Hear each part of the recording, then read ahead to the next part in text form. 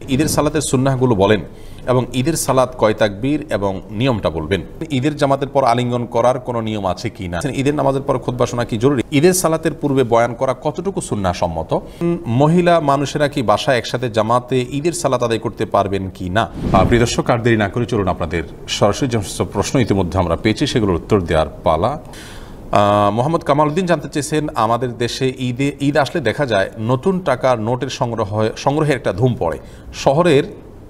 শহরে বন্দরে দেখা যায় নতুন টাকার নোট বিক্রির আদান প্রদান এর পসরা বসে। 1000 টাকার নতুন নোট 1020 টাকা দিয়ে নেওয়া হয়। এটা শরীয়তে কতটুকু বৈধ? খুবই গুরুত্বপূর্ণ এবং সমাজ উপযোগী একটি প্রশ্ন করেছেন ভাই কামাল উদ্দিন। এটি সম্পূর্ণ হারাম এবং সুদভিত্তিক লেনদেন।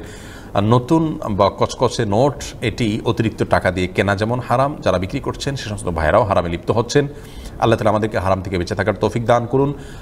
টাকার বিনিময়ে টাকা যখন আমরা আদান প্রদান করব তখন সেখানে কম বা বেশি করলে সেটি সুদ হিসেবে বিবেচিত হবে। যার কারণে ঈদের সময় নতুন টাকা সংগ্রহের লোভ থেকে অতিরিক্ত টাকা দিয়ে নতুন টাকা আমরা সংগ্রহ করব না। যে ভাইরা এটাকে উপার্জনের মাধ্যম করছেন তারা হালাল কোন উপার্জনের মাধ্যম খুঁজবেন, সেটি তাদের প্রতি অনুরোধ রইল। রাশেদুজ্জামান রাশেদ আপনি জানতে চেয়েছেন, ঈদের সালাতের সুন্নাহগুলো বলেন এবং ঈদের সালাত কয় তাকবীর এবং নিয়মটা বলবেন। শেষের প্রশ্নটার উত্তর আগে দেই ভাই রাশেদুজ্জামান। ঈদের সালাতের 12 তাকবীর এবং 6 তাকবীরের দুইটা ফরম্যাট আমাদের দেশে প্রচলিত আছে এবং ওলামা ইকরাম এই দুটি মতের সপক্ষে ভিন্ন ভিন্ন ধারার ওলামা ইকরাম রয়েছেন। এ বিষয়ে ডক্টর খন্দকার আব্দুল্লাহ জাহাঙ্গীর রহিমাহুল্লাহর একটি বই রয়েছে, সেটি আপনি পড়তে পারেন। আরও বিভিন্ন বই রয়েছে, সেগুলো পড়তে পারেন। আমি যতটুকু জানি শেখ আকরামুজ্জামান বিন আব্দুল সালামের একটা বই রয়েছে, আর অনেকের বই রয়েছে, সেগুলো পড়ে নিতে পারেন। সংক্ষেপে শুধু এটুকু বলছি, 6 তাকবীর এবং 12 তাকবীর উভয় হাদিস সম্পূর্ণ বিশুদ্ধভাবে বর্ণিত, যার কারণে এর কোনো একটিকে সুন্নাহসম্মত আর অপরটিকে রং বা ভুল বলা এটা সঠিক নয়, এটা ভুল হবে। আর ঈদের সালাতের বিশেষ যে কোনো আলাদা কোনো সুন্নাহ আছে এটা না, তাকবীরের বাইরে বিশেষ কোনো বৈপরীত্য নেই অন্য সালাতের মতোই। আমরা প্রসঙ্গত যেটি বলতে পারি তা হলো ঈদের সুন্নাহসমূহ। ঈদের দিনের গুরুত্বপূর্ণ অনেকগুলো সুন্নাহ নবী সাল্লাল্লাহু আলাইহি ওয়াসাল্লাম থেকে আমরা পাই। সেই সুন্নাহগুলো আমাদের মেনে ঈদ উদযাপন করা উচিত। ঈদের দিনের সুন্নাহসমূহের মধ্যে থেকে প্রথম সুন্নাহ হলো খুব ভোরে ঘুম থেকে ওঠা, যথাসম্ভব আগে ঘুম থেকে ওঠা। দুঃখজনক হলেও সত্য যে আমরা ঈদের রাতে সবচেয়ে দেরি করে শুই এবং যার কারণে ভোরে অনেকে আগে উঠতে পারি না, এমনকি ফজরের সালাত অনেকে জামাতে হাজির হতে পারে না। এটি দুঃখজনক। ঈদের দিনে গুরুত্বপূর্ণ সুন্নাহ হলো ভোরে উঠা, যথাসম্ভব আগে ঘুম থেকে ওঠা এবং ফজরের সালাত জামাতের সাথে অবশ্যই পড়তে হবে। ঈদের সালাতের চেয়ে এটি গুরুত্বপূর্ণ। আর সে সাথে ঈদগাহেও আগে যাওয়া এবং ঈদের সালাত যথাসম্ভব আগে যেন হয় সেটি খেয়াল করা, এটি হলো প্রথম সুন্নাত। আগে ঘুম থেকে ওঠা, ফজরের সালাতে উপস্থিত হয়ে আগে ঈদগাহে যাওয়া, এটা সুন্নাহ। দ্বিতীয় সুন্নাহ হলো ঈদুল ফিতরে ঈদগাহে যাওয়ার আগে খেজুর খেয়ে যেতে পারলে সেটি ভালো, অথবা মিষ্টি জাতীয় কোনো খাবার খেয়ে যাওয়া সুন্নাহ। তৃতীয় সুন্নাহ হলো যার যত পোশাক আছে এর মধ্যে ঈদের দিন সবচেয়ে উত্তম পোশাকটা পরিধান করা সুন্নাহ। নতুন হতে হবে এমন জরুরি নয়, যা আছে এর মধ্যে সবচেয়ে উত্তমটা পরিধান করা হলো উত্তম এবং সুন্নাহ। 4 নম্বর সুন্নাহ হলো, অনেকে এটাকে মুস্তাহাব বলেছেন, ঈদের দিনে ঈদের সালাতে যাওয়ার আগে গোসল করে পরিচ্ছন্ন হওয়া, সুগন্ধি ব্যবহার করা এবং মেসওয়াক করা। এগুলোকে বিভিন্ন হাদিসের আলোকে আমরা করণীয় তালিকায় পাই, ঈদের দিনে গুরুত্বপূর্ণ সুন্নাহ বলা যেতে পারে। 5 নম্বর সুন্নাহ হলো, আমরা যে পথে ঈদগাহে যাব আসার সময় আমরা বিকল্প পথে আসব। অর্থাৎ এক রাস্তায় গেলে বাসায় ফেরার পথে অন্য রাস্তায় আসবো। দুটি ভিন্ন রাস্তা না থাকলে রাস্তার এক পাশ দিয়ে গেলে আসার সময় অন্য পাশ দিয়ে আমরা আসার চেষ্টা করব।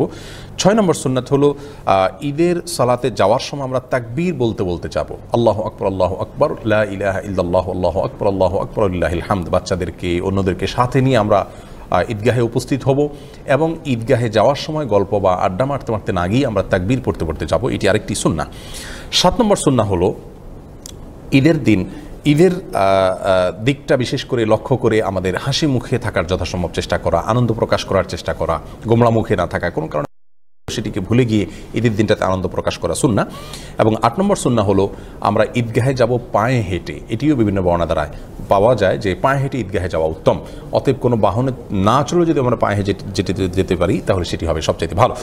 আর 9 নম্বর সুন্নাহ হলো, আমরা ঈদগাহে যাওয়ার সময় বিশেষ করে আপনার যে পদ্ধতি রয়েছে সেটি আমরা বললাম। সেই সাথে 9 নম্বর সুন্নাহ হলো, ঈদের সালাত যথাসম্ভব ঈদগাহে বা কোনো মাঠে ময়দানে আদায় করা উচিত, মসজিদে না করে।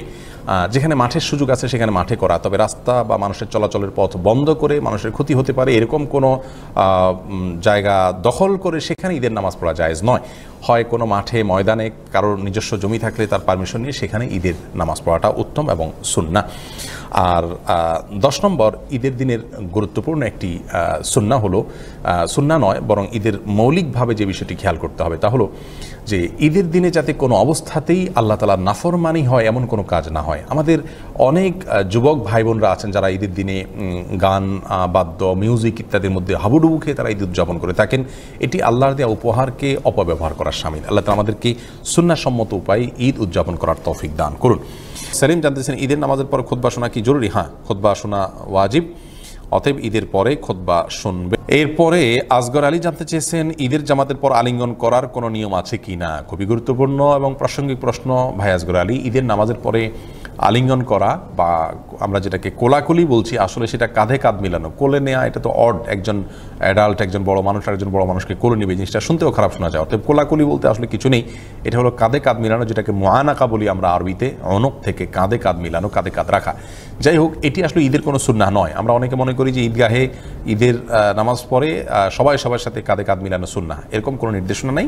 এটাকে আমাদের সামাজিক কালচার হিসাবে যদি করি যে ঠিক আছে আমরা সৌহার্দ্য সম্প্রীতি ভালোবাসা ঈদের দিনের ভাব বিনিময়ের জায়গা থেকে আমরা করছি, এটি সুন্নাহ নয়, কোরআনের নির্দেশ নয়, সেই জায়গা থেকে করলে সেটি করা যেতে পারে। কিন্তু আমাদের অনেকেই এটিকে সুন্নাহ বা ঈদের আমল মনে করে করেন, যার কারণে এটি কারেকশন করতে হবে। হ্যাঁ, ঈদগাহে অনেক সময় অনেক মানুষের সাথে দীর্ঘ সময় পরে দেখা হয়, সাক্ষাৎ হয়, সেই জায়গা থেকে ঈদগাহে যদি একজন একজনের সাথে কোলাকুলি কাঁধে কাঁধ মিলান বা সাক্ষাৎ করেন তাহলে সেটি জায়েজ আছে, কোনো অসুবিধা নেই এবং সেটি সুন্নাহ, সাক্ষাতের সুন্নাহ, ঈদের সুন্নাহ নয়। এরপরে সাকিব শাহরিয়ার আপনি জানতে চেয়েছেন ঈদের সালাতের পূর্বে বয়ান করা কতটুকু সুন্নাহ সম্মত। দেখুন, মূল বয়ান বা বক্তব্য তো আসলে খুতবা, সেটি আসলে যথেষ্ট। কিন্তু যেহেতু খুতবা আমাদের দেশে ওলামা একরাম মাতৃভাষায় দেন না, আরবিতে দেন, যার কারণে যারা আগে থেকে এসে বসে থাকেন তাদের সময়টা কাজে লাগার জন্য কিছু নসিহা নিয়তে যদি করা হয় তাহলে সেই জায়গা থেকে সেটি জায়েজ আছে। বাকি এটাকে যদি নামাজের পাঠ মনে করা হয়, এটাকে বিকল্প খুতবা মনে করা হয় তাহলে এটি বিদআতে পর্যবসিত হবে। এরপরে এমডি সাজিদ রহমান জানতে চেয়েছেন মহিলা মানুষেরা কি বাসায় একসাথে জামাতে ঈদের সালাত আদায় করতে পারবেন কি না। ঈদের সালাত মহিলারা আলাদা করবেন না।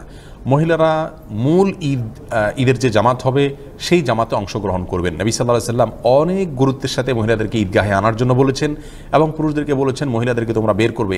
এমন কি যারা বয়স্কা নারী তাদেরকেও ঈদগাহে উপস্থিত করার জন্য নবী সাল্লাল্লাহু আলাইহি ওয়াসাল্লাম বলেছেন। যারা মাসিক অবস্থা রয়েছেন তাদেরকেও নবী সাল্লাল্লাহু আলাইহি ওয়াসাল্লাম ঈদগাহে যেতে বলেছেন। তারা নামাজ পড়বেন না কিন্তু ঈদগাহে উপস্থিত হবেন যাতে ঈদের আনন্দে তারা শামিল হতে পারেন। সেই সাথে যদি কারোর পর্দা না থাকে নবী সাল্লাল্লাহু আলাইহি ওয়াসাল্লাম অন্য মহিলার পর্দার আশ্রয় নিয়ে তাকে যেতে বলেছেন, তারপরও যেতে বলেছেন। এত গুরুত্ব দিয়েছেন মহিলাদের ঈদগাহে যাওয়ার ব্যাপারে। 5 ওয়াক্ত নামাজ মহিলারা বাসায় পড়া উত্তম, কিন্তু ঈদগাহে মেয়েদের যাওয়ার ব্যাপারে নবী সাল্লাল্লাহু আলাইহি ওয়াসাল্লাম অনেক বেশি গুরুত্ব দিয়েছেন এবং সেখানে নামাজটা উদ্দেশ্য নয়, আনন্দের শামিল হওয়া উদ্দেশ্য। তো এ বিষয়ে যদিও হানাফি মাযহাবে মাকরুহ বলে থাকেন ওলামা একরাম, আমার মনে হয় যে এই বিষয় নিয়ে একেবারে ওলামা যারা আছেন তারা আরও বিবেচনা করবেন। এবং মহিলারা আজকাল সব ক্ষেত্রে বের হয়েছে। একজন এমন কোনো নারী পাওয়া কঠিন আমাদের দেশে যিনি ঈদ উপলক্ষে বাবার বাড়ি যাচ্ছেন না বা কোথাও বেড়াতে যাচ্ছেন না, ঈদ উপলক্ষে মার্কেটে যাচ্ছেন না, কোথাও যাচ্ছেন না, এমন একজন মহিলাও পাওয়া প্রায় দুরূহ হবে। কিন্তু ঈদগাহে আসার ব্যাপারে আমরা শুধু কড়াকড়ি করি, অবশ্যই পর্দার সাথে এবং স্বাতন্ত্র্য বজায় রেখে তারা নসিহত শুনবেন, জিকিরে শামিল হবে। নবী সাল্লাল্লাহু আলাইহি ওয়াসাল্লাম এত বেশি গুরুত্ব আরোপ করেছেন ঈদগাহে উপস্থিতির ব্যাপারে, বিধায় এই বিষয়ে ওলামা একরামের আরও ভেবে দেখার উচিত। আমি বিনীতভাবে আমরা আহ্বান রাখবো আমাদের আসাতেজা একরাম মানে সিনিয়রদের কাছে। আমার ব্যক্তিগতভাবে আমার পক্ষ থেকে আপনাদের সকলকে ঈদের অগ্রিম শুভেচ্ছা জানাচ্ছি। তাকাব্বালাল্লাহু মিন্না ওয়া মিনকুম। ঈদের শুভেচ্ছা জানানোর সুন্নাহ পদ্ধতি আমরা অবলম্বন করব এবং এক অন্যের সাথে ঈদের সময় সাক্ষাৎ হলে তাকাব্বালাল্লাহু মিন্না ওয়া মিনকুম বলবো। ঈদকে পাপ দ্বারায় অন্যায় দ্বারা কলুষিত করব না। আল্লাহ তাআলা আমাদের সকলকে সেই তৌফিক দান করুন। আজকের মতো এখানে শেষ করছি। আসসালামু আলাইকুম ওয়া রাহমাতুল্লাহি ওয়া বারাকাতুহু।